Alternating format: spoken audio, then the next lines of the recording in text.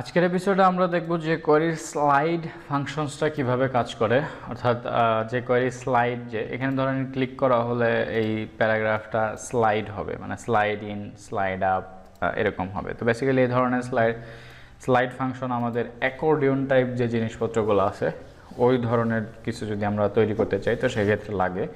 তো দেখেন এই জায়গায় আমরা ক্লাসটা দিলাম, মনে করেন যে স্লাইড।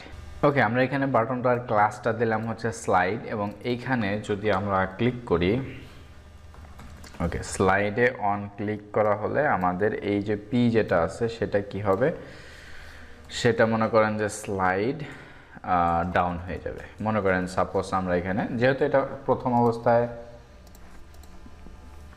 এটাকে ডিসপ্লে ব্লক করা আছে, মানে শো করতেছে, তো সেক্ষেত্রে আমরা যদি এখানে ক্লিক করি তাহলে এটা স্লাইড ডাউন মানে দেখানো আর কি, তো উল্টাটা হয়ে গেছে। তো এখানে আমরা এটাকে যেটা করতে পারি সেটা হচ্ছে স্লাইড আপ করতে পারি, অর্থাৎ প্রথম যেটা যে এলিমেন্টটা দেখা যাচ্ছে অলরেডি সেটা তো স্লাইড ডাউন আর কি হবে, সেটা তো অলরেডি দেখা যাচ্ছে।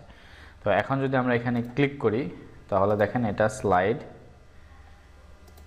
আপ হয়ে যাবে। এই যে দেখেন স্লাইড আপ হয়ে যাবে। এখানে যদি আমরা ক্লিক করে দেই তাহলে এটা স্লাইড হয়ে আপ হয়ে যাচ্ছে, এই হলো ব্যাপার।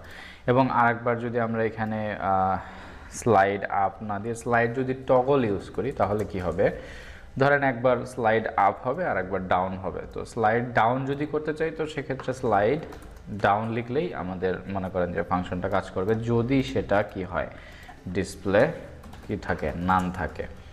তার মানে প্রথম অবস্থায় ডিসপ্লে নান, এবং যখন ক্লিক করা হবে সে স্লাইড হয়ে নিচে নামবে। তো এখন দেখেন এখানে যদি ক্লিক করি দেখেন স্লাইড হয়ে নিচে নামতেছে। তো এখন আমরা যদি এটাকে স্লাইড টগল করে দেই, ওকে, একবার স্লাইড টগল করে দিলে সে যখন ক্লিক করব তখন সে আসলে দেখবে যে এটা কি মানে দেখা যাচ্ছে কি দেখা যাচ্ছে না, তাহলে সে ওইভাবে কাজ করবে। যদি যেহেতু দেখা যাচ্ছে না, প্রথমে স্লাইড ডাউন হবে, পরবর্তীতে আবার স্লাইড আপ হয়ে যাবে। তো এই হচ্ছে মানে ফাংশনালিটি, স্লাইডের যে ফাংশনালিটিগুলো। তো এই হচ্ছে ব্যাপার। তো এখন যে কোয়েরির সবচাইতে গুরুত্বপূর্ণ যে চ্যাপ্টারটা সেটা হচ্ছে যে অ্যানিমেট। এটা যে কোয়েরির খুবই ইম্পর্ট্যান্ট একটা চ্যাপ্টার, এবং এই অ্যানিমেট দিয়ে আমরা যে কোয়েরিতে অনেক ধরনের ইন্টারঅ্যাকশন তৈরি করতে পারবো।